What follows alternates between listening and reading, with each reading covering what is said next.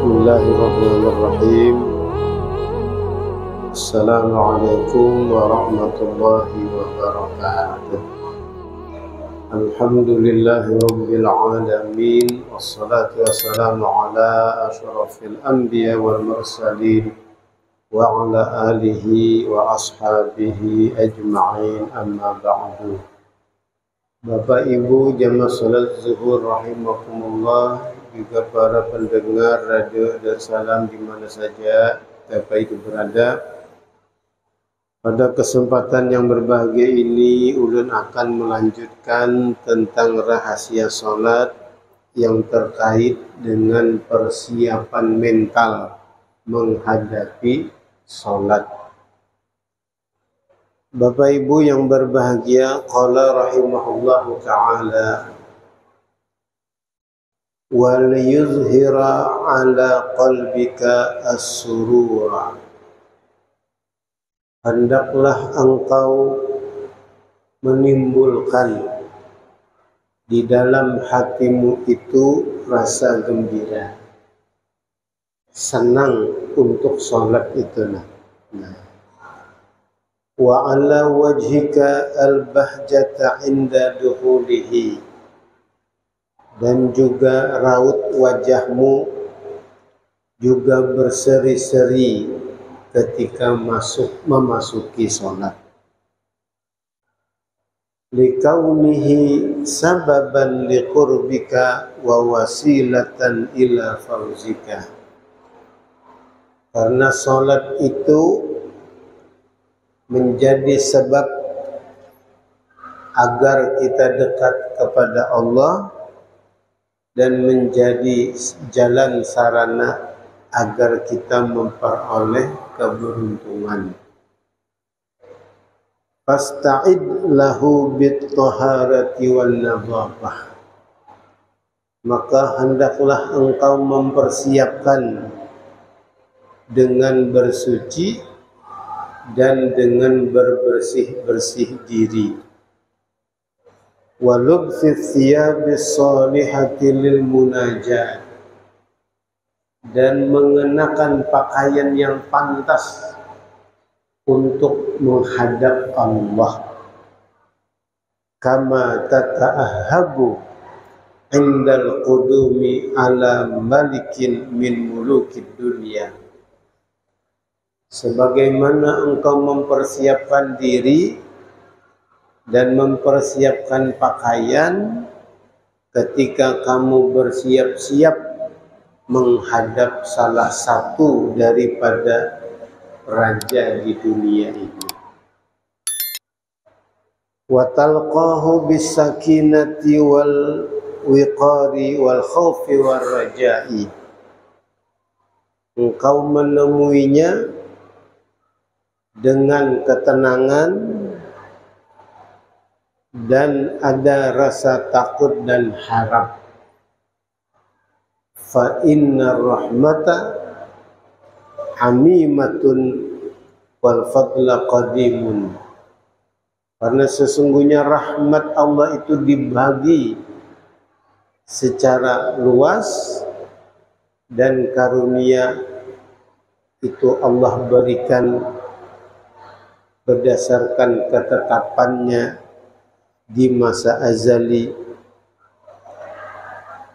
Wa tardu inda taqsiri mutawajjahun, tapi juga dijauhkan dari rahmat Allah karena ada kekurangan dalam salat itu juga sesuatu yang sudah diarahkan. Bapak Ibu yang berbahagia, itulah di antara rahasia kita memasuki salat, persiapan dari segi mental. Kemudian juga kita disuruh untuk memperbanyak berzikir, karena kita perlu mempersiapkan hati. Karena untuk langsung merubah keadaan itu sangat sulit. Di dalam sholat kita mesti ingat kepada Allah. Sementara sebelum sholat, banyak aktivitas duniawi yang kita kerjakan. Kalau langsung berpindah untuk ingat kepada Allah, itu sangat sulit.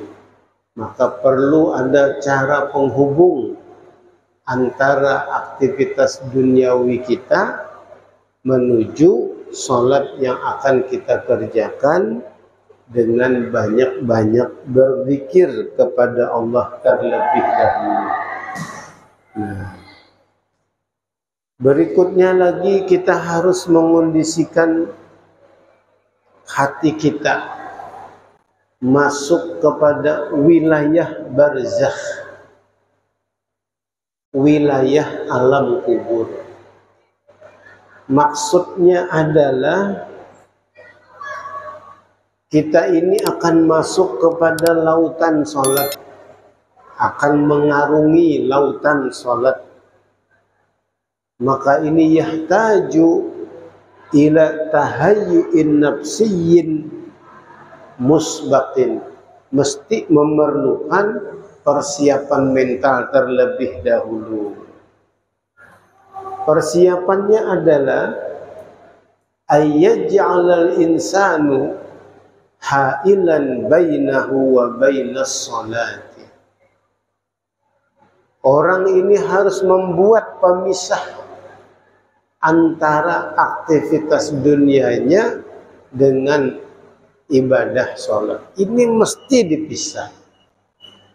Pemisahan aktivitas dunia dengan ibadah sholat diibaratkan masuk kepada wilayah alam barzakh. Maksudnya untuk masuk kepada alam barzakh, kepada alam rohani, maka perlu ada kematian, tempat atau keadaan yang memisah.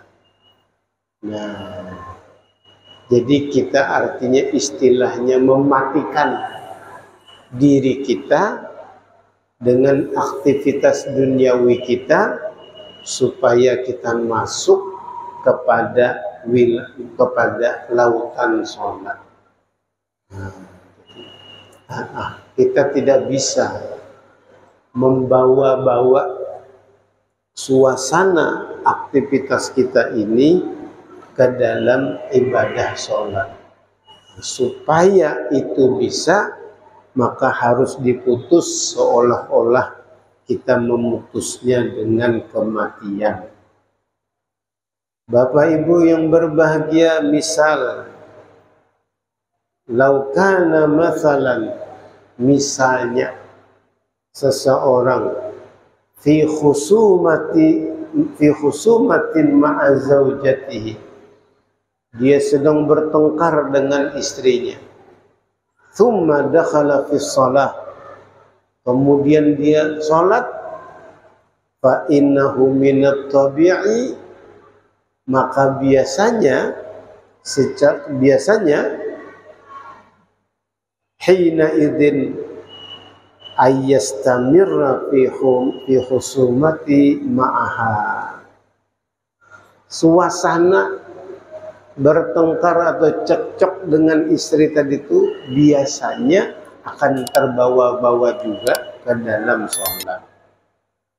Nah, jadi maksudnya ini supaya suasana sebelum sholat tidak masuk ke dalam keadaan kita di saat sholat, artinya kita memang harus benar-benar berusaha memutus hubungan antara apa yang kita kerjakan sebelum sholat dengan sholat yang kita kerjakan. Cara memutuskannya adalah dengan cara banyak-banyak berzikir kepada Allah dan membuat diri kita seolah-olah kita ini mati sehingga putus dengan aktivitas dunia lainnya. Nah, wa qad ja'alallahu ta'ala fatratan litahayyu min ajlil ityan bis salatil fajri mumtasilatan fi salatil lail. Misalnya Allah sudah memberikan masa untuk mengerjakan sholat subuh itu dengan sholat malam. Nah, jadi seolah ada pemanasannya sudah dulu. Dan kita yang seperti ini sebelum mengerjakan sholat fardu, kita disunatkan untuk mengerjakan sholat sunat terlebih dahulu supaya ada pemanasannya, tidak langsung masuk kepada sholat fardu. Nah, kama ja'ala fatratan tahayyu'atan liz-zuhraini wa dzalika binawafiliha sabiqah 'alaiha, sebagaimana ada qabliyah zuhur dan qabliyah asar. Wa kadzalikal amru fil isya, demikian juga untuk sholat isya ada qabliyahnya. Nah, itu diantaranya.